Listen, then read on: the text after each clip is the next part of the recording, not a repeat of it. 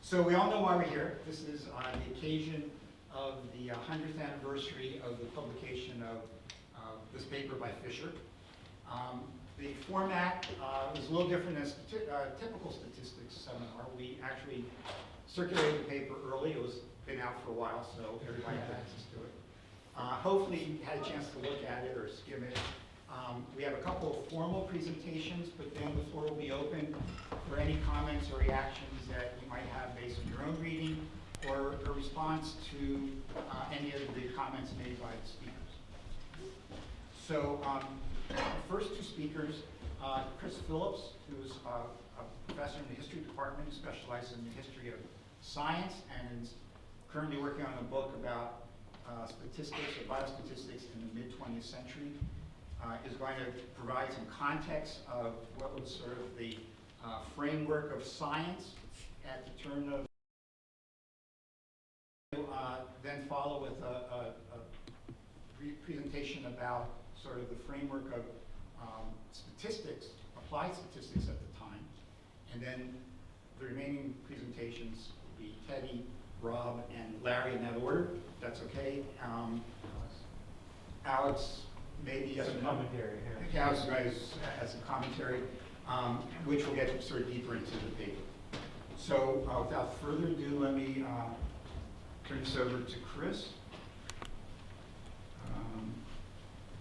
And then I just... John, you might not chance being recorded. Oh yeah, I'm sorry. We are recording, assuming I can find the... Was the Zoom link sent out? There's no Zoom link now. Sorry. All right, here we go.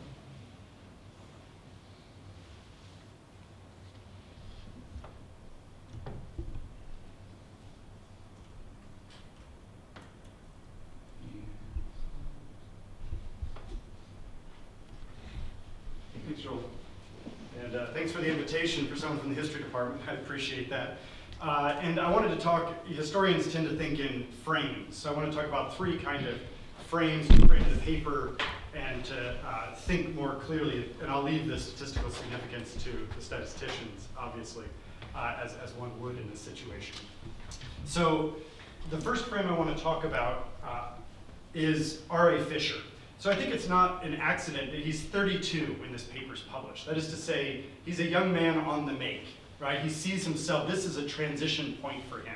This is his chance to say, I am no longer a student, I'm no longer beholden to people like Carl Pearson, who would have been associated widely as the main statistician of biological and medical concern in this period. And instead what he wants to say is actually, I'm establishing myself as an independent researcher. He had come up to Cambridge, as they say, in 1909 to study mathematics, biology, and physics. And so he came up, you guys may know this already, but it would have been like a year after Student's t-test was published. So he's coming up right in the midst of a great deal of publication in the statistical and biostatistical world.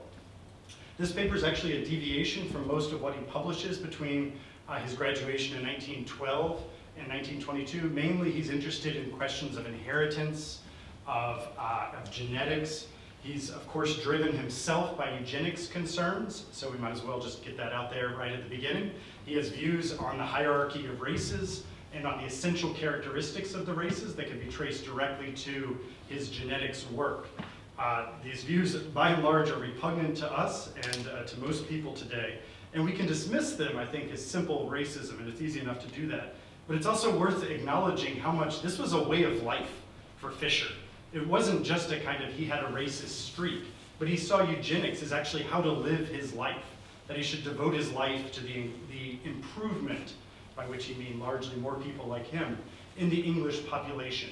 And so when he moved in the 1910s, he first tried to fight in the war. He got rejected because of his eyesight. He saw this as a great loss. I think we should take that with a grain of salt whenever people get rejected from the military. But nevertheless, he then moved into teaching. He taught it at a boys' school. He was terrible at it and didn't like it. And then his third option then to improve the nation was to go into farming, which he thought was an ideal eugenics pursuit because A, it helped to have a lot of children. B, you could then kind of learn how to improve the land, the plants, and the people of the country at the same time. So it was all it was a way of life for him. And this paper comes actually 3 years after he takes his position at the Rothamsted Experimental Station.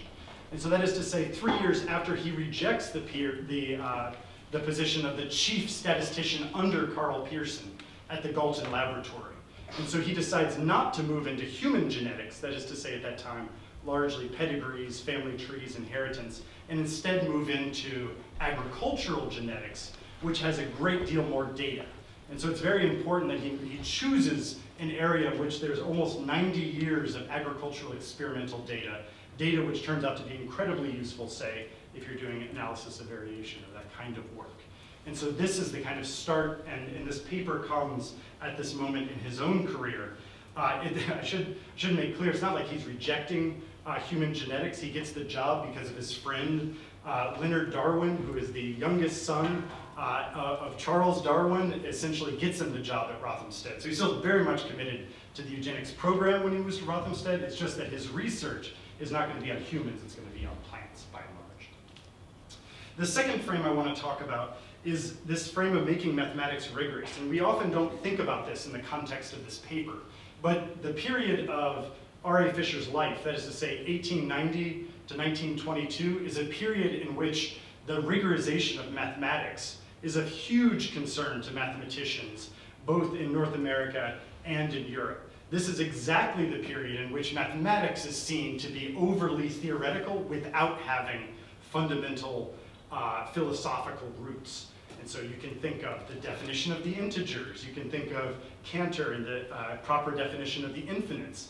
You can think of, say, somebody who was at Cambridge at the same time, Bertrand Russell, who moved to Cambridge in 1910, just as Fischer would have been there studying for his mathematics exam, who famously, in 1910, with Alfred North Whitehead, published the Principia Mathematica, which was the second answer to one of the questions posed by Hilbert, which is to say, what are the fundamental philosophical groundings of arithmetic? And so this kind of research is going on in exactly this period.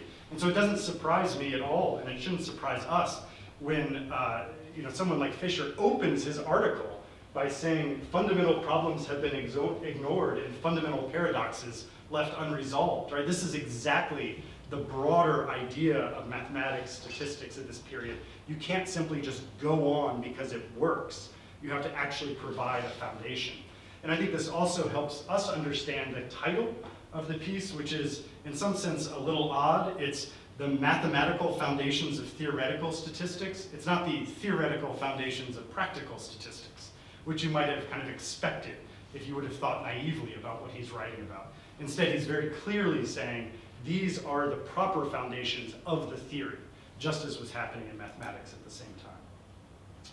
And then the third frame I want to put forward is very clearly this moment in time in the 1910s and 20s is a moment of great concern about the practical and the theoretical. That is to say, in the sciences broadly, so you can think of engineering and physics, chemistry, there's a great deal of anxiety about things that are seen to be overly practical. That is to say, how do we make the practical grounded in the theoretical? How do we provide a proper foundation for this? And so for somebody like Fischer, he chooses to publish in the Philosophical Transactions of the Royal Society to actually elevate statistics as a science. That is to say, he doesn't want to publish in a statistics journal. What he wants to say is that actually this is a proper science, just like the other sciences that are having similar conversations in this exact period. And he opens, as anyone who even skims the beginning of the article, with this pretty strong stance that practical statistics has been going pretty well for about 30 years, which is one of those classic, as a historian, you can read that as a slight of Pearson, right? What he's saying is like, they seem to be doing fine in practical statistics, but what we don't know is actually what the proper foundations of what they're doing are. And so what he suggests then is that he's going to provide those foundations. I think we can also see this as a transition in statistics from what traditionally, again, you may already know this, but for most of the time, statistics has been a term, so around the 16th century to the 19th century. It was an adjective. That is to say, you talked about statistical facts, statistical method. You might talk about statistical graphs or statistical science. That is to say, it was a description that at first it had to do with the state. That's of course where the term comes from, the measure of the state. But in later it came to term more broadly, vital statistics, for example, the statistics of life, the statistics of business. This is, according to the OED, fairly reasonable source, the origin of the idea of a method of calculation, a method or tools of calculation being called statistics. So this is exactly the moment where Fischer is trying to shift statistics from being a descriptor, that is to say a certain kind of fact is a statistical fact, to being a set of calculating tools would be known as statistics. And I think you can, if you want a comparison, you might think of this as exactly the same period where engineering is having similar discussions. There's similar foundations of professional societies, similar discussions about how we get no respect, we're always located in applied settings, there are no departments of engineering, instead engineering is this kind of thing that you learn mathematics and then apply it in a certain context. And so this is absolutely a moment, and remember it's a moment in both Western Europe and North America where there's a great deal of emphasis on expertise in the state. That is to say, how experts are useful for the state. And so by creating a kind of professional grounding for what you're doing, part of what you're establishing is that it has philosophical roots and it's useful at the same time. So hopefully those are some of the ways, I think, to think about the paper in the broader historical early 20th century context.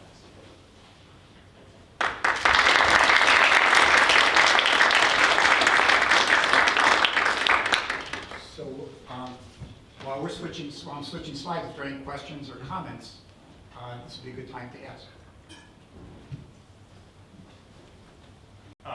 Statisticians in that day were working from intuition, or at least that's what they felt like statistics was doing. So I mean, it's the old, Platonists on weekdays and intuitionists on weekends kind of line, right? That you have to go about your job. So I don't get the sense that I've never seen any of the statisticians. So you think of Ewell or Greenwood or Pearson. I've never seen them intervene in those kinds of Brouwer-Hilbert debates, but they're all very aware that the terms you use are crucial. So when I see him writing, we need to define significance, efficiency, sample, that's exactly what Hilbert's doing with line, plane, et cetera. In other words, the idea that you begin from the vocabulary and move out from that is exactly a kind of Hilbertian move, at least as I read it. Thank you. So I'm going to actually pick up on a few of the threads that Chris was referring to, and really begin with the very second sentence of the paper, where he is commenting on the fruitful labors of practical statistics, but then sort of indicating that the science still has some problems. And what I wanted to do was to share with you a paper of the applications of statistics at the time, which I think demonstrates really outstanding statistical practice, but also highlights some of the theoretical issues that were of the day. And the paper that I've selected, and there are many that I could have chosen from, is this paper by Major Greenwood on the left and Whitney Ewell on the right, two dapper statisticians. And this is a paper that they presented to the Royal Society of Medicine called The Statistics of Anti-Thyroid and Anti-Cholera Inoculations and the Interpretations of Such Statistics in General. So the relevance of this paper today is it has to do with inoculation and vaccination and some of the issues that we've been struggling with and have been experiencing in the last couple of years actually are not new. So at the beginning of the paper, they sort of frame the background, and they say hardly any subjects within the range of preventive medicine are of more immediate importance than the methods of prophylaxis which ought to be adopted with respect to cholera. So the problem is motivated by outbreaks among troops who are fighting in Europe and in Asia of cholera, And they want to prevent through inoculation, that is vaccination, typhoid and other, oh, sorry. And so they wanted to try and prevent these diseases so that the troops aren't diminished. And at the time, preventive inoculation for typhoid and other diseases had been shown to be effective. But there was little consensus on the effectiveness of inoculation for cholera. So what they do, and this is at the beginning of this paper, they sort of lay out the conditions which are going to be necessary for them to make valid statistical conclusions from the data. And what are those conditions? So they set this all out ahead of time. The inoculated and the uninoculated must be similar in all respects. Exposure to the disease must be identical for those who are inoculated and those uninoculated. And the classification, whether someone's inoculated, yes or no, cannot be influenced by whether or not they've had the disease. So that would, the classification of inoculated and non-inoculated is independent of disease. And so you can see already that they recognize the necessity of the comparability of subjects and the comparability of the assessment between inoculated and the uninoculated with respect to exposure. And these are all conditions, again, that they recognize as necessary to achieve valid statistical and scientific inferences. In effect, they are foreshadowing the use of randomization, or the role of randomization in clinical research. So how the data, so they're going to be looking at a number of different data sets. So in this paper, they're actually not doing primary data collection, but they're doing what we would now call research synthesis. And in each of the studies that they're going to look at, they're going to check that the data actually satisfy those conditions that they laid out in the beginning of their paper. And the data that they're going to be looking at consists of the number of persons who have or have not been inoculated against cholera, and the number of persons who have and have not contracted the disease. And so essentially, and not essentially, they're going to present their data in a 2x2 table. And so the analytic plan, how are you going to analyze these 2x2 tables? Given this such data, they pose the question, is there a significant difference between the attack rates of the two classes? That is the observed difference greater than we could have fairly attributed to the action of chance? So already the notion of a result that's greater than what is expected is how they're determining whether there's a significant effect. And then they specifically say the criterion which has been adopted by most statisticians was introduced by Professor Carl Pearson in 1900, and that's the Pearson Chi-square. So that's how they're planning on analyzing these 2x2 tables. However, there's a problem. The question is, how many degrees of freedom for this chi-square? So this is an example of one of these theoretical issues. And Pearson claimed that there are 3 degrees of freedom in this 2x2 table. And I think one way of maybe where that comes from is if you think of this as a multinomial, where you have 4 cells, it would be k minus 1 degree, or 3 degrees of freedom. What Greenwood and Ewell say, but we could approach this problem in a different way.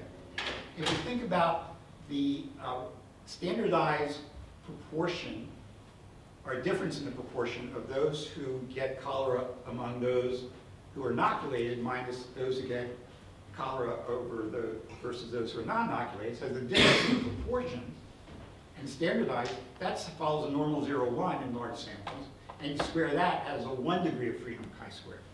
So they recognize there's an anomaly here. And they actually spend a couple paragraphs talking about this, and they say, well, there's not enough room here for us to solve this problem.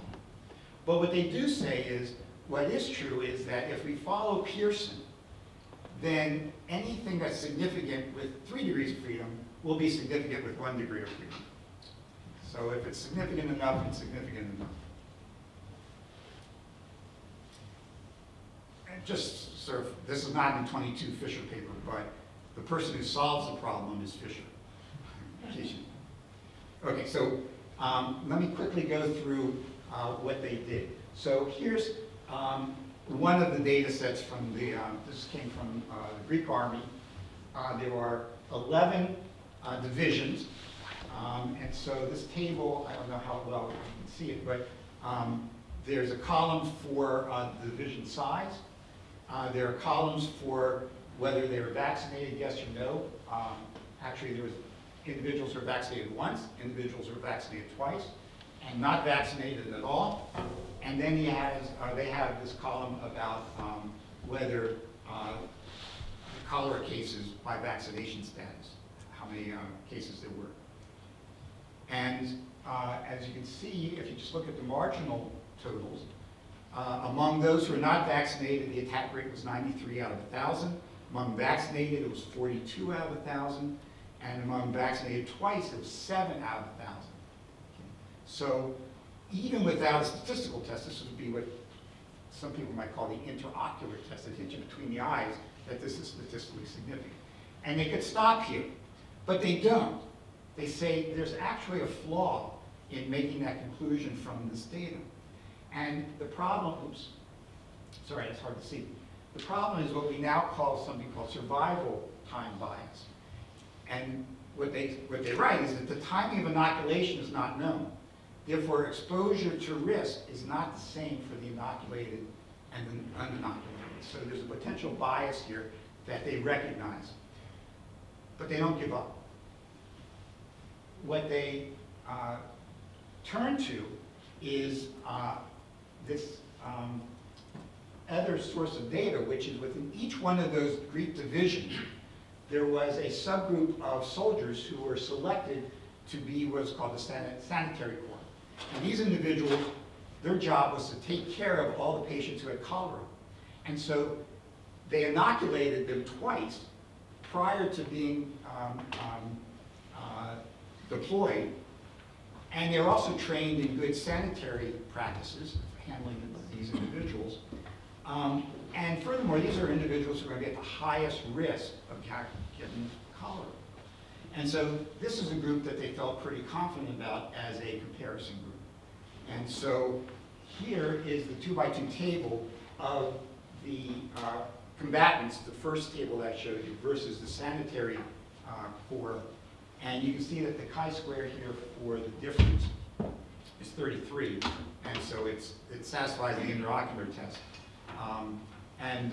So it was really not hard for them to argue here that the Sanitary Corps soldiers had acquired a higher degree of immunity compared to the combatants.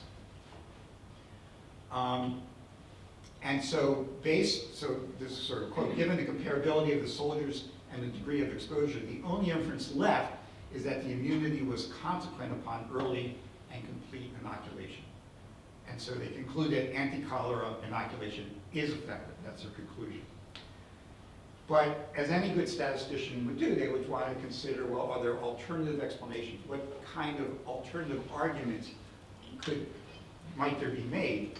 And given the interest in causal inference in this department, what are the unmeasured confounders that might actually be at play here? And so they take this on full force. And again, this is sort of relevant for today. They say that anti-vaccinists will accept our conclusions is wildly improbable. As the data, no matter how strong it is, they're not going to believe it. The Greek Sanitary Corps may all have been vegetarians, or non-smokers, or redheaded, and all these things may render them less likely to contract cholera. But we do not see why objections which no sensible man would allow to influence him in the affairs of ordinary life should suddenly acquire scientific importance when the question is one of interpreting statistics. So hopefully you get a flavor for the quality of statistical practice and thinking of the time. It was actually quite sophisticated, yet some of the theoretical foundations are still open. And this is really where we now turn to Fischer, and I think the problem that Fischer was sort of laying out that he wanted to attack. So now I'll turn this over to Teddy.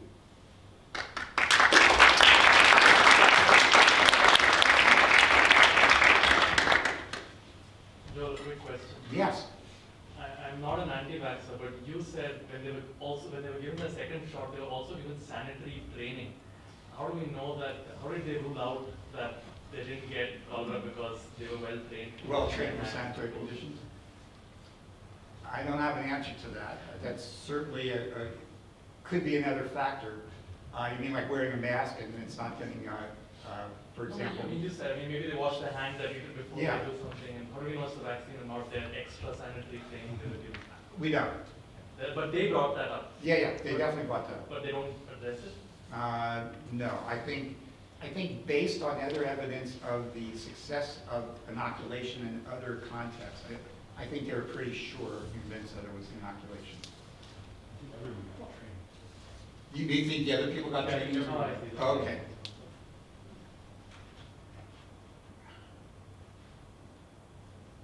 Hey, you're on, Teddy.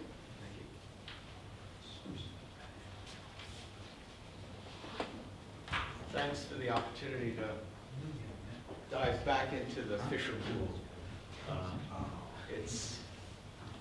It's something I did when I was a graduate student, and I enjoy going back into that pool from time to time. What I'd like to do here is try and explore a little bit of how Fischer saw his contributions to statistical estimation from within his own perspective.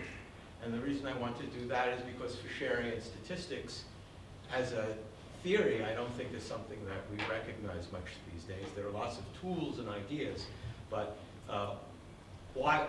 how is Fischer's theory of estimation playing a role in his own theory, own account?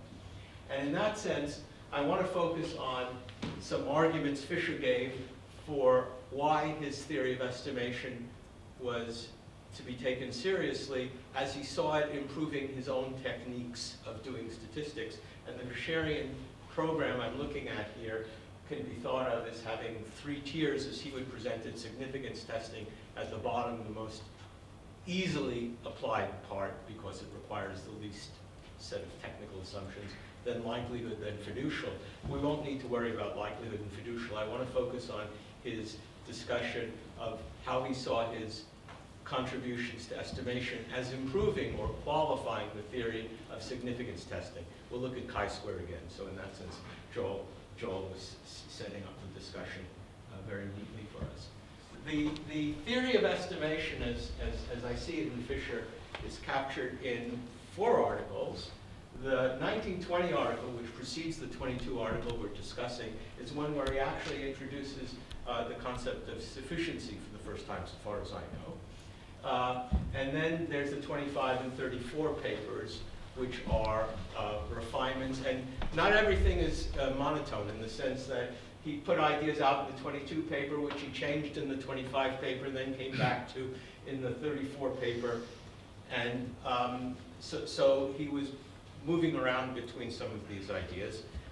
The places where I think the importance of statistical estimation are most evident in Fischer are the fact that his principal books, each one of them, Statistical Methods for Research Workers, Design of Experiments, and then the late paper right before his death in the mid-50s, all end with a chapter on his theory of estimation. He ends each one of the books with a detailed account of the theory of estimation.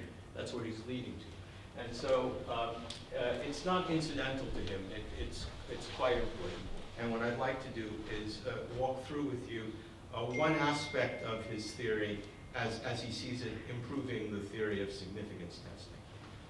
So the theory of estimation, as I understand it in Fischer, is not an account of point estimation as we think of it these days, but actually as a matter of data reduction. That is, he's asking for issues that are primarily consolidating data in few statistics, few summaries. And in this, he builds his theory of criteria. This is where you might think of the axiomatic approach. He's saying first tier, second tier, third tier. And he has 3 tiers. The first is the notion of consistency. By the way, this is the notion that he changes his mind about between 22 and 25 and then back again, whether a consistent statistic is supposed to be defined in terms of larger sample sizes or whether it's something defined for each specific sample size.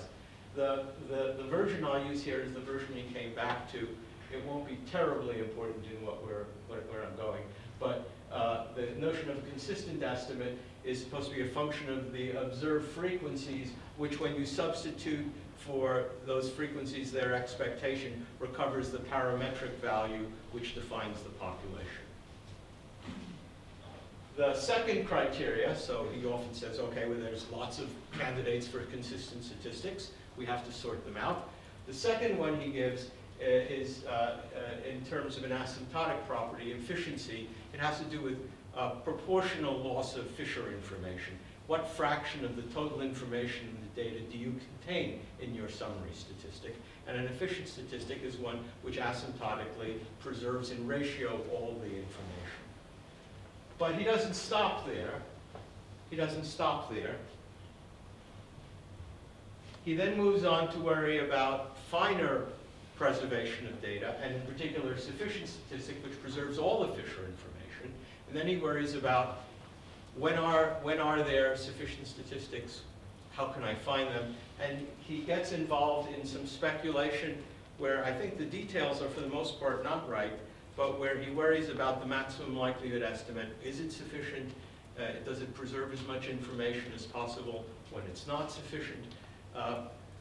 If you want to see some very neat, clean counterexamples to Fischer's speculation, take a look at Savage's Rereading R.A. Fischer. There's some very neat examples in there showing that some of these speculations are not correct.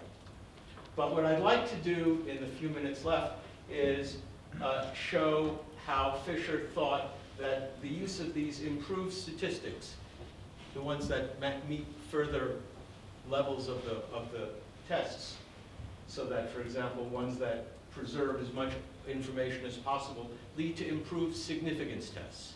So he's seeing this as a justification for this theory by showing how to improve the chi-squared tests, for example, by using better estimates. And I want to just walk you through an example of that. This is probably not easy to see. It's a picture that comes from Statistical Methods for Research Workers at the back of the book. Let me just tell you what we're going to look at by way of a simple example. This is an example involving linkage. He's always giving examples out of genetics. This has to do with estimating the linkage between two genes. And the straight line is what's going to be an exact test of significance. And the curved line shows what you get by using chi-square for different estimators of a adjustable parameter. And what he wants to argue, and I'll show you a simplified version of it, is that when you use the maximum likelihood estimate, and only at that point, the chi-square touches the exact test. And at that point, it's giving you a good test, a good treatment of the exact test. If you plugged in any other estimator, the chi-square value would be different from the exact value. So his form of argument is when you plug in the right estimator, the chi-square test is going to give you back the exact significance test, which may be very hard to calculate. So let me give you an example of this using a simpler version so you'll see what I mean. So again, the form of the argument is he's got this theory of testing, and he needs estimators, and he has a theory of estimation, and he has to show that his theory of estimation is justified. He's going to do it by showing you that when you use his theory of estimates in something as familiar as chi-squared, you get an improved test of chi-squared. So let's take a look at this simple 2x2 case. So we're flipping two coins, coin 1, coin 2, IID flips, N1 flips of coin 1, N2 of coin 2, and the question is, how do we test the composite null hypothesis that the coins have the same bias? Well, if we just write out our chi-square with 2 degrees of freedom, because we're allowing ourselves that we're fixing N1 and N2. I'll worry about the column totals in a minute. Then the familiar chi-square that Joel was just writing out has this form, and now it's this decomposition of chi-square which I want to point you to. The terms on the right also can be written in this form. I'll explore these terms. And this The bottom one is going to play the role of the straight line in the picture, and the first term is going to show the contribution to the chi-square that comes from alternative estimators. And we'll see under what condition this bottom term, the first term drops away. You can see what's going to happen if you plug into theta naught, the maximum likelihood estimator, that's going to go away. And then he's going to argue that that's the exact test that he wants to perform.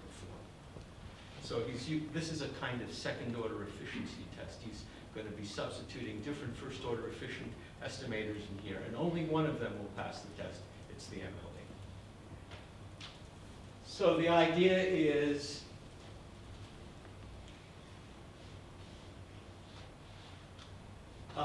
let me see if I think I skipped a slide. Yep. Where is slides? Here you go. There we go. Got it. Thank you. Okay, so the second sum n, the one I'm calling q squared, but copying Fischer's notation from statistical methods, is this term. This is one of the two sum n's that makes up chi-squared. And if you look at it, you see what you've got here is basically the exponent in the normal approximation, asymptotic normal approximation to the binomial difference of means. And this is what he's going to call the exact test, because the discrepancy for chi-square is exactly the inverse to the probability density. The lower the probability, the more discrepant; the higher the probability, the less discrepant. And so the exponent here is going to give us the negative of the exponent is going to give us the discrepancy. And we're looking basically at a difference of means, normal means. And so it's this A over n1 minus C over n2, that normal 0, and then we've got our nuisance parameter. That's the exact discrepancy. And we can studentize away the theta naught as needed. But, the controversial part here is that Fischer claims that the column sums are also irrelevant, and I'm not going to touch that part of the debate now. I'm just going to give that to him. The first term in the expansion is this term which has the Fischer information in a binomial of size n times the square difference between theta naught and then the A plus C over n. And theta naught is where the statistic is going to get plugged in order to create a 1 degree of freedom chi-square. And Fischer points out that for exactly the maximum likelihood, A plus C over n, and only that value is this term 0. Otherwise, the chi-square has got a contribution of two parts. It's got a contribution of a discrepancy due to poor estimation, poor summary, and then the exact test part.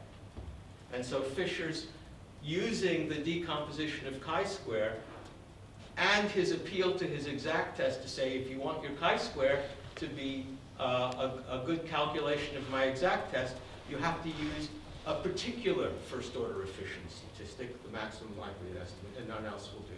So this is an illustration of how Fischer was already into the kinds of questions that make up second-order efficiency, but arguing in a very different way than we would do it now by looking to see how he could improve his own significance tests, or how he could justify the use of significance tests based on his theory of estimates.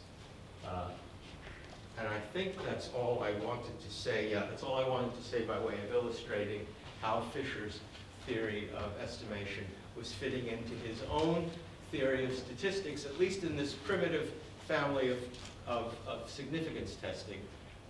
And already here, he's using it's a coherent story. Here's my theory of inference. Here's my theory of estimation. I'll show you how I improve my theory of inference based on what my theory of estimation says.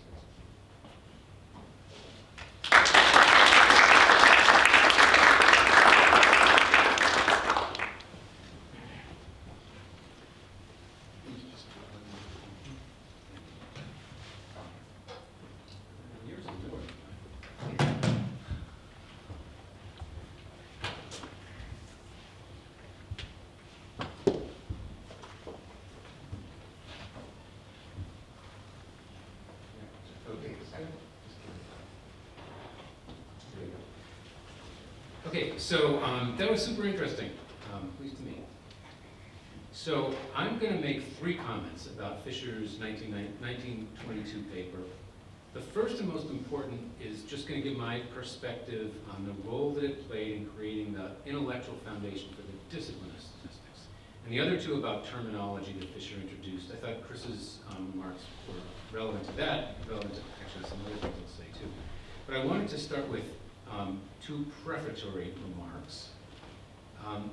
And that has to do with the eugenics. I want to come back to it. I kind of feel like it's so hard to talk about Fischer now without at least touching on it. Chris already did that. Of course, I feel strongly about it because of the renaming of the Kopp's Fischer lecture. You know, I gave that lecture when it was still called the Fischer lecture, and then Catherine gave it the time it was changed over to the distinguished, yeah, distinguished Best career, statistician in the right, yeah, the world. distinguished career award, something like that. And, you know, so the decision to rename the lecture may well have been a good thing, but I was not very happy, in fact, very unhappy with the way that it was handled. And one quick thing is just, you know, you mentioned offhand the racists part.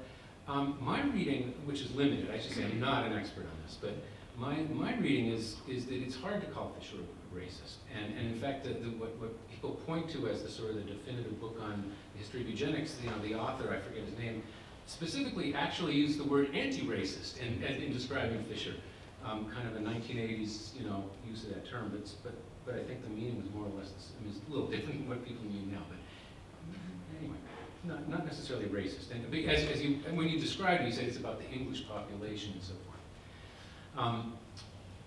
But substantively, I just wanted to mention that anybody who wants to dig into this at all, and I think it's a good thing to dig into, this article that came out kind of as a result of all the stuff that's going on about Fischer is really good on this subject. So I just wanted to mention that.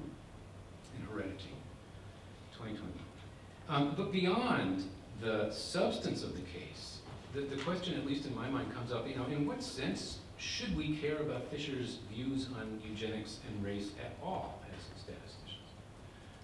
Of course, one point is that a scientist's views on a social political subject may be connected about their views, or connected to their views about the science that they're studying, which does seem to be the case with Fischer. But putting that aside, it still leaves us with the general issue of the relevance of a scientist's life and personal opinions. And I just want to address that briefly, which in my view is that, you know, one of the great ironies of mathematical science is that results are discovered and articulated by humans, but once they're accepted, they become inert, lifeless, and formulaic abstractions. So research is supported, especially through government funding, in large part because of its consequences, but that's only part of the reason we do it. The other motivation involves our very human connection with the work, our emotional, aesthetic connection with it. So people often seem to assume that the only way to engage the human experience of mathematical experience is to look at the personal journey of the discoverer. I don't feel that way. We can enjoy an idea for its own sake, and when we do, we identify the discoverer to label the concept historically and to situate it in a broad conceptual development. And that's actually a lot of what Chris was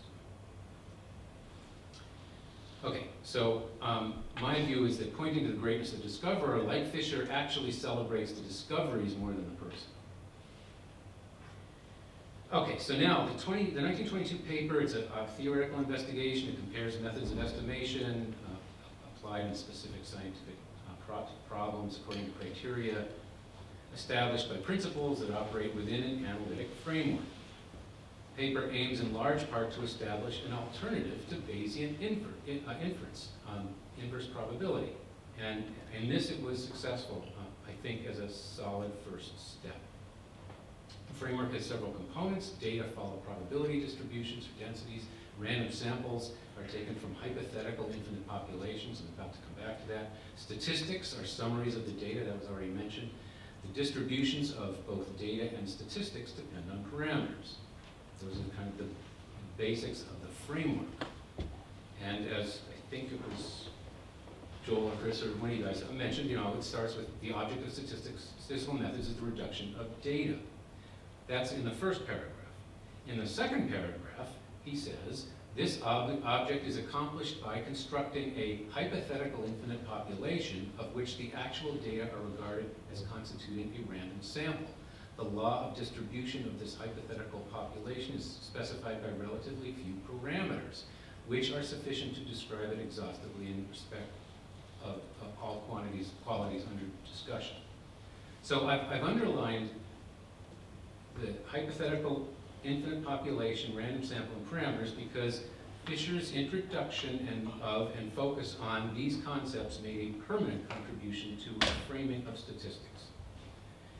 In terms of novelty, in his discussion of the great paper by Jimmy Savage that Teddy mentioned called On Rereading Fischer, published posthumously in 1976, Steve Stigler pointed out that Fischer's 1922 paper was the first to have used the word parameter systematically in the way we use it today.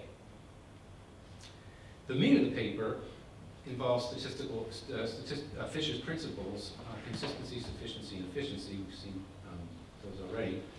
And Fischer's analysis led the way toward establishing what I have labeled the two most fundamental tenets of the contemporary statistical paradigm. First, that statistical models are used to express knowledge and uncertainty about a signal, this is my verbiage obviously, about a signal in the presence of noise by inductive reasoning. And second, that statistical methods may be analyzed to determine how well they're likely to perform. These concepts are, as I say, I think, the most fundamental ones in our discipline, and I don't think they existed before Fischer's 1922 paper. And I think the paper goes a long way toward, again, the first steps in establishing them. I would say that it's really a Fischer-Jeffreys name and synthesis that gives us modern statistics. And Neyman is important in particular for that whole mathematical foundations, that was already commented on. I don't think anybody these days would see Fischer's work as in any sense like mathematical foundations as now understood. But Neyman's, yes. So one point that I've tried to draw attention to is what I understand Fischer to have meant when he said hypothetical infinite population. I think the word hypothetical is really important. So, for example, when Fischer shortened this phrase in that paper, he didn't say infinite population, he said hypothetical population, which to me says that Fischer took the population to be an abstract construct. So my point in the places where I've said this is usually that when people talk about samples versus population, and at least this is especially true in introductory classes, I think they should follow Fischer by emphasizing the hypothetical nature of these populations. My own way of emphasizing it is to change hypothetical to theoretical. So we get away from a word that has multiple meanings that could be confusing, but I think theoretical is more straightforward. Okay. My last comment. When Fischer discussed his principles, he wanted them to be invariant, meaning invariant with respect to parameterization. It's my verbiage, not Fischer's. It could refer to two things. First, the methods should be invariant, and I think that's what Fischer wanted. In particular, he considered the lack of invariance of Bayesian methods to be a fatal flaw. What he meant was that the use of uniform priors is not invariant, because a distribution that is uniform for one parameterization is not uniform for a new parameterization that comes from a nonlinear transformation. Although subsequent to 1922, Jeffreys emphasized invariant priors, and then later still the subjective Bayesian priors are necessarily invariant because there's a probability distribution that automatically gets transformed by the change of variables formula. Up until 1922, as far as I know, Bayesian inference always used uniform priors. So in that sense, Fischer was correct with his criticism. In contrast, Fischer pointed out, maximum likelihood estimates are invariant. If If you apply maximum likelihood, you get the same answer as if you use maximum likelihood and then apply the transformation. So I'm trusting that everybody is following this. I haven't copied something out of my textbook in case, but I think I'll skip it. Exponential distribution, you can do two different parameters, you transform, you get the same answer. So a second thing one might mean in general by saying that the principle should be invariant is not referring to the method so much as the criteria. It's not what Fischer was meaning, but I'm just commenting on it now. Consistency, sufficiency, efficiency, those concepts, those criteria could be done in an invariant way. And like I said, I don't think Fischer ever said anything like that. Though it is at least of some interest that he didn't consider unbiasedness of an estimator to be which is not invariant, to be a useful criterion. In fact, likelihood can be defined on an abstract manifold of densities so that criteria can be defined without any reference to any specific parameterization. And so you literally don't bring theta. Theta, by the way, another thing that's interesting is, of course, you saw the theta that Fischer used. I believe that's where the first place we get theta that is the most common notation now. Everybody seemed to follow Fischer. But you don't need thetas in order to define likelihood. And similarly, you don't need theta to define Fischer information. Fischer information is, from that point of view, a covariant tensor field. You never have to mention parameters.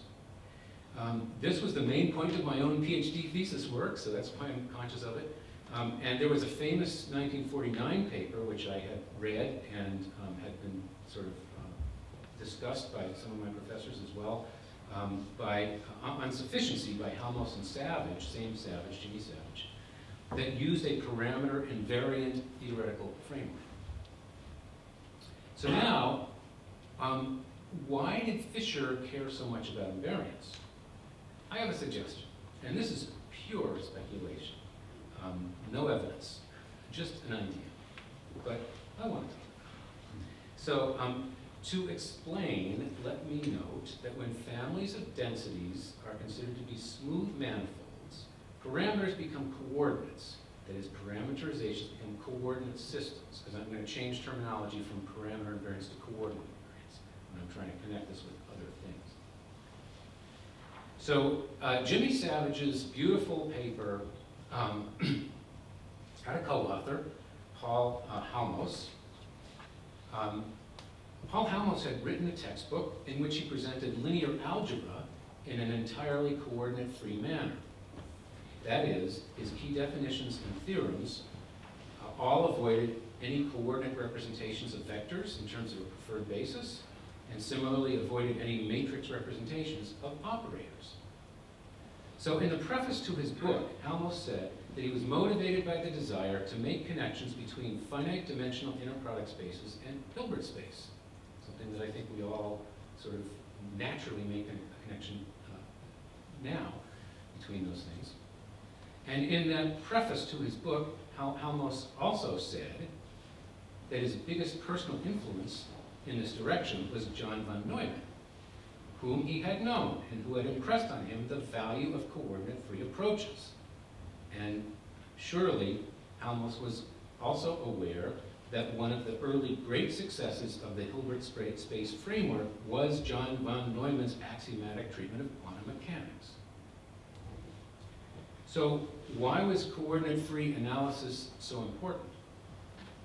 Well, at the time of Hilbert and von Neumann's work, in 1922, the time of Fischer's work that we're talking about, the biggest news in all of science, one of the greatest discoveries in the history of science, was Einstein's construction of general relativity, where the foundational principle was the general coordinate invariance of fundamental physical laws. That was kind of the main big idea. Obviously, it was about gravitation, but that was the thing that got it all to work. So to me, it doesn't seem like a gigantic leap to think that Fischer, too, may have been impressed with this thing that was in the air, general relativity, and with the importance of invariance. And it's kind of consistent with some of the other things that you've said. But I want to be clear, to me, the most fundamental contribution of the 1922 paper is that it took the first step toward, and it's a big step, toward establishing a modern statistical paradigm.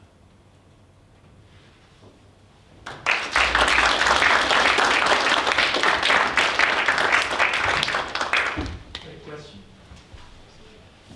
Rob? Yeah. Question. So you briefly talked about how Fischer, one of his aims was to give an alternate theory to Bayes and inverse probability. But in fact, like the way he writes about it, he says it's already dead. Like it's like there's 3 people like Ben and 2 others who've written books, they're killing it, and he's like, we know it's a bad idea. But you know, Poisson and Laplace did give it some this thing, so maybe it's not the worst idea, but it's a pretty bad idea, and these books have killed it. I need an alternate theory in place. When did Bayes resurrect itself? Was it Di Finetti that like a few years later? Well, I mean, I like to point to Jeffries personally, because Jeffries was the practical one. De Finetti obviously is really important in the sort of the whole history, the foundational side. But Jeffries was, I mean, theory, I don't know if you ever looked at his book, but Theory of Probability is an absolutely amazing book, especially when you consider when it was written. Which year was that? Well, it went through 3 editions. The first edition, 39, was 39, I think. It changed a little, but it was most of it was intact. And what's so amazing about it, to get to your question, is and I made a list, by the way. There was a celebration of his, was it his 100th? It might have been something. It might have been his 100th. That I think Bill Eddy might have organized for Chance Magazine. And he got a geophysicist to write a nice essay about Jeffries' contributions to geophysics. But I added a very short little box-like thing that just listed, I said, things you might be surprised to find in Jeffries' book. And I made, there's like 15 items. It's probably, maybe on my website, actually. But they're like remarkable things that he just worked out, you know, and they're pretty practical. So, you know, they get smoothing in there, you know, like fairly modern conception of smoothing. He had all kinds of stuff. That were just, here are some issues, you know, and he dealt with them. And it's all Bayesian in the framing. Okay. I know everyone wants to get to the reception, so I'll be quick. So when Joel asked me if I would comment, I said yes with some trepidation, because I'm going to be honest, I've never read this paper before. And so I thought, well, I actually better read it. And my comments, everybody before me was much more scholarly. I'm going to be a little bit more about the style rather than the substance. So this is reading Fischer for the first time. Mainly, I'm going to pick out what I think are some really interesting quotes, and I'll translate them into modern language for you.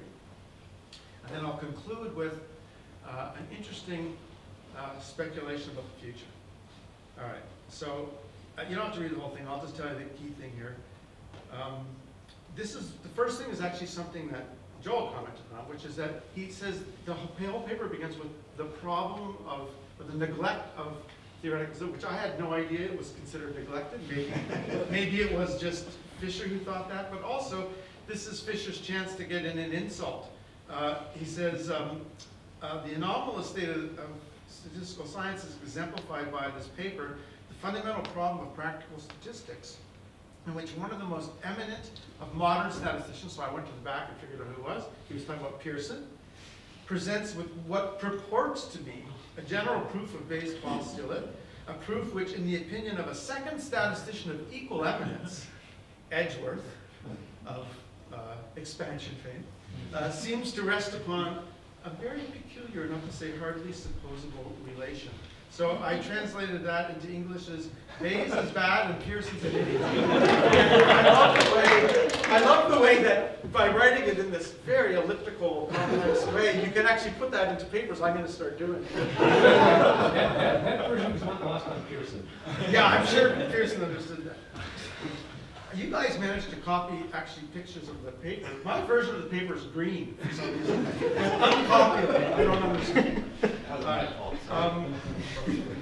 Then he talks about the confusion of statistics and parameters. Another long quote, he says, in this last confusion, in the writer's opinion, more than any others, led to the survival of the present day of the fundamental paradox, which someone else mentioned, of inverse probability, which, like an impenetrable jungle, arrests progress towards the precision of statistical concepts. And then he credits here the criticisms of Boole, Venn, and Crystal. I have no idea who Crystal is. Have done something towards banishing this method.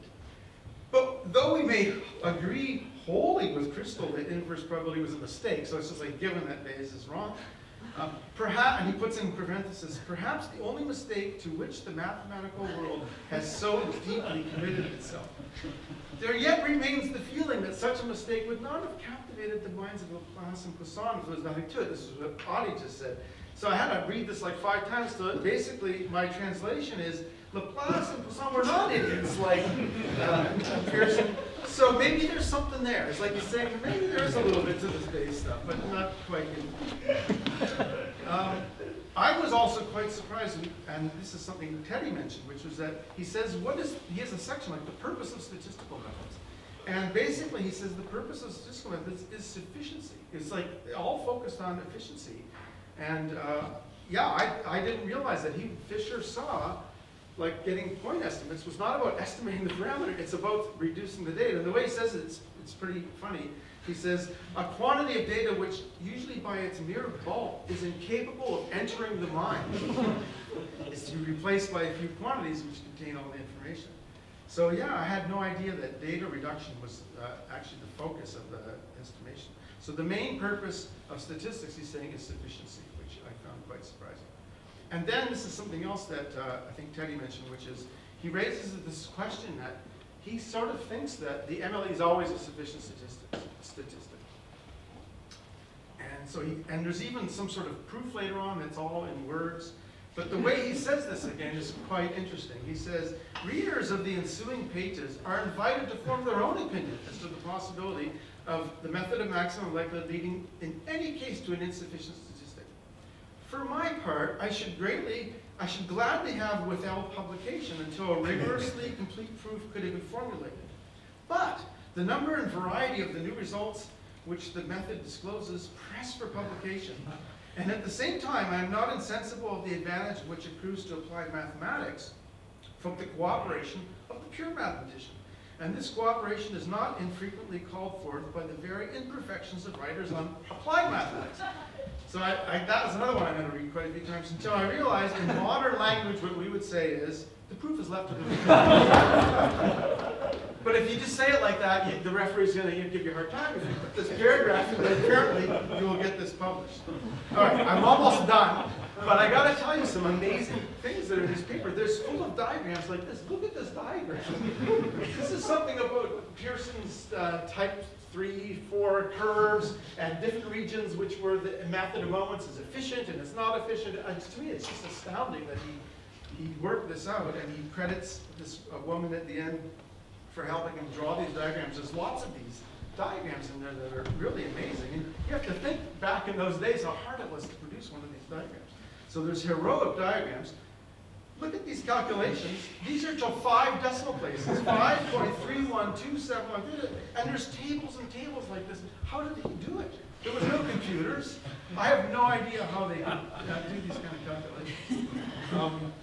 And then, if you actually look at the theoretical calculations, it's just a little snapshot. There's these long, complicated expansions and calculations. It really, really is quite impressive. By the way, it's 60 pages long, this paper. I didn't realize that either until I started to read it.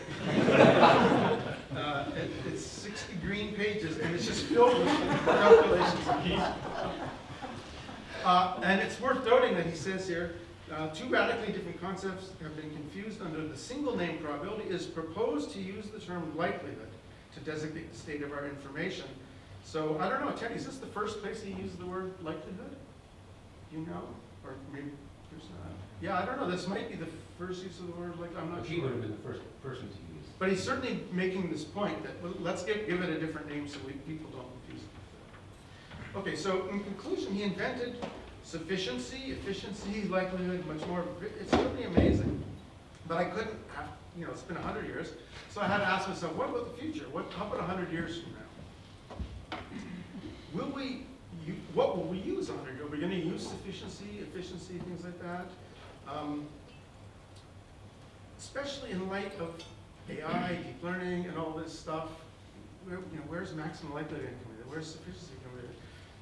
Before you answer that, for the young people who already know this, but for us old geezers, try ChatGPT and Dolly before you answer this question. This is amazing, right? For those of you who haven't used it, like Dolly is this thing where you say, what would a cat look like in outer space if Picasso had done it? And it gives you this amazing thing. And ChatGPT, you can have conversations with it. ChatGPT is amazing. And these are using statistics. They use, I guess, diffusion models, things like that. So there's a lot of... Dali is, that's maximum likelihood. It is maximum likelihood, but not the way Fischer was thinking. Right? It's a much more complicated thing, but it works. And it's, I've asked ChatGPT, I said, write a new Beatles song. And in 3 seconds, I have a new song, and it was good. I'm telling you. I was tempted to record it myself.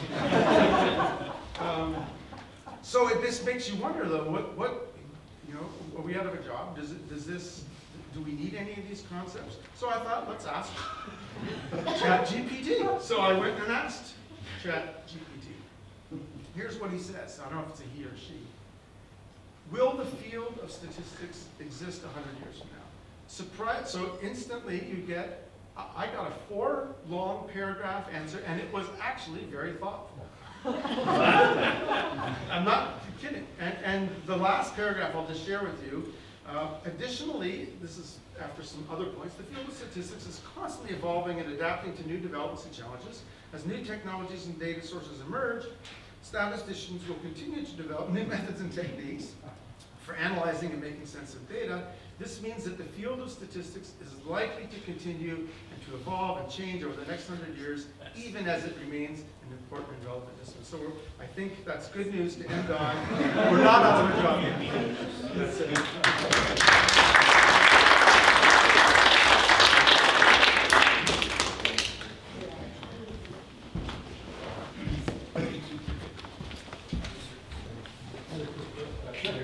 One quick comment, actual substance.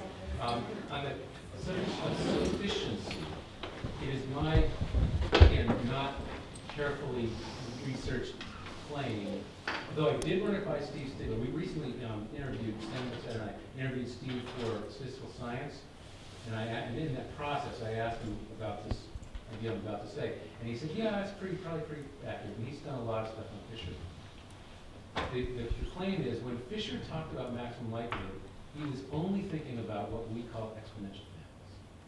Yeah, that's good. And I think, once you see that, then things become a little more recognizable.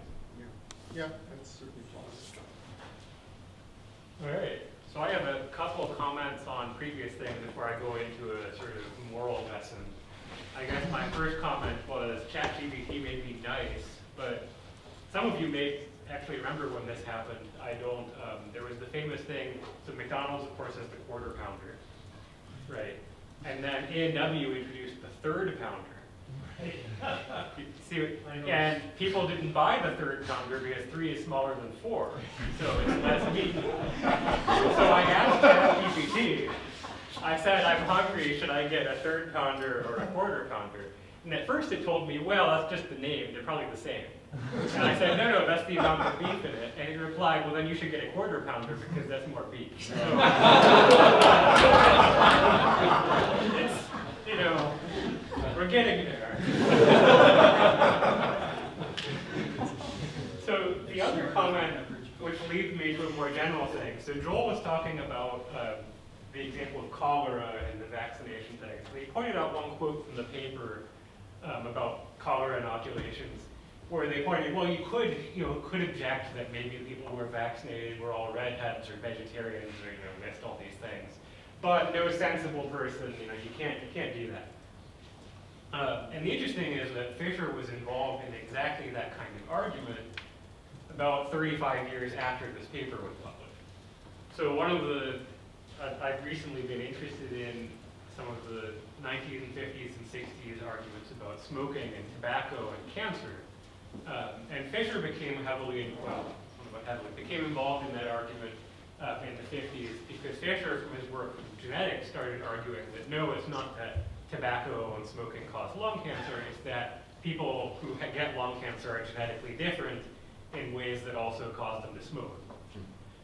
And so he was arguing for this. And, you know, came up, I think some of his lectures on the topic were collected together into a book that was published about it. This then got picked up by the tobacco industry and spread around as much as they could. And they were trying to, you know, call upon this eminent and great statistician. And I think what's interesting looking back at that argument that was happening at the time is that the situation Fischer was in was similar to the situation that he's talking about in this paper. So in this paper, he was talking about a situation where there's this field of statistics that existed for a while, but there are these fundamental unresolved questions that require careful definitions and careful methods to sort of get out of the problems that Pearson and others maybe have created for it. And when we got to the 50s and 60s and these arguments about smoking were coming into, this now is a question of causality, of how do you establish that smoking causes cancer. I don't know if it can be directly turned into a data reduction question, in Fischer's sense. And at the time, not being a historian of the field, I think it would be fair to say that the field of causality and how do you make causal claims from these observational studies was in a similar state of, there had been work, there was a lot of it ongoing at the time, but sort of the definitional types of things that Fischer wanted to do had not been done for that field yet. And so a lot of the argument then was people arguing at cross purposes because they had not agreed upon what it was they were even trying to achieve. Fischer died before I think that argument really got, well, you could argue about when it got resolved, but he died before that really got settled. So we don't know what would have come of it. But I think that maybe talking to the new statisticians in the audience, this suggests, you know, seeing these two examples from early in statistics history and then middle of statistics histories, roughly, suggests something about what opportunities you have in the field of statistics. The difficult problems in statistics, like what Fischer was trying to solve and then what came up again, is often there will be a field where people are doing lots of things, but trying to resolve the question of, yes, but what are you actually trying to achieve? What are the fundamental concepts we're interested in? And what are the right ways to approach those? Often is a very difficult question, and is often the question that we face, you know, coming into these fields. And one thing we see from Fischer's legacy in his fields is that what tends to happen is if someone does that, it's like Fischer did that, he had his book, Statistical Methods for Research Workers. Once that gets adopted by the field of practitioners, you then go, the field of practitioners then leaves, you know, they're not involved in that argument and that debate about the fundamental concepts. What they then go on to is more of a, it's like it becomes a craft. There are lots of strategies and tools and tricks that are passed down and ideas that people share, not arguing from the fundamental principles, but from experience of, well, we used these methods before and these in this field, so it seems reasonable. And you start to see how the field uses statistics as becoming kind of a cultural thing of the field, not a everyone appeals to first principles every time they write a paper about some new experiment or some new problem. And often, as this drift occurs over time, not only do you see divergence where the different fields are each do have their own culture of how they solve what are ultimately similar problems, but often they drift away from what the field of statisticians might think of as the solutions to those problems. I think there'd be a lot of interesting sociological work to do on that question, actually, but I think the thing for statisticians to think about is that this creates a lot of opportunities for you, because finding a field that does statistics differently than we would is not hard. Resolving their questions the way Fischer wanted to try to figure out what it is they're actually trying to do and how should you actually do it is hard, But if you can do that in a convincing way and communicate it to that field, then you have the potential to put something in their cultures with them, for another 50 years they're going to be doing. Just like many of Fischer's ideas that he introduced in this paper and his books, particularly his books that then stayed on in the fields of applied statistics, the applications that he was talking about, have stuck around for 90 years or more. That's hopefully the kind of thing, even if we're not all Fischer and don't contribute in the same degree as Fischer, that's all the kind of thing we can hope to achieve in our small pieces in whatever small problems we take on. And I'll leave you with one final question, one final thought, which is, if Fischer thought of the goal of statistics as data reduction, what if he had ggplot? Would we have had any of this? If the data is too big for our feeble minds to comprehend, and that's why he invented statistics, what if he had ggplot?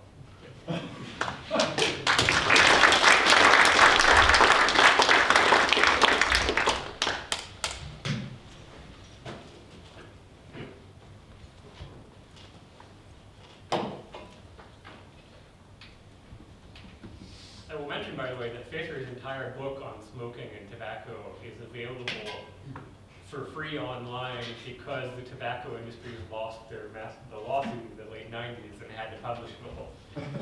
And it is kind of fun to look at and see what he was saying in the late 50s. So I want to thank all the speakers.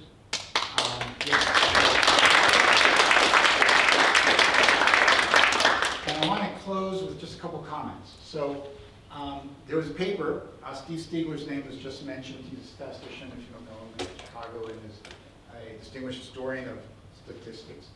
And in statistical science in 2005, he had a paper called Fischer in 1921, which is about this paper. 21 is when Fischer gave the talk and got published in 22. And if you want to do a deeper dive into sort of the statistical world at the time, that was sort of really some of the details in which Fischer was responding to, and a little bit more details about the work without having to read 60 pages of Fischer himself. This is the paper that you can access and look at. And I just wanted to share with you this conclusion in the paper that Stiegler wrote. Stiegler writes, Fischer's theory of estimation appeared almost full-grown in 1921. It is a rare event in the history of science when a single work launches a new era in a science. Darwin on evolutionary biology, Gauss on number theory, Kolmogorov on probability, and Adam Smith on economics. It is rarer still when the work is a single, unanticipated article. Fischer was one such case. So you clearly can see what Stiegler thought of this paper. And just to bring this home,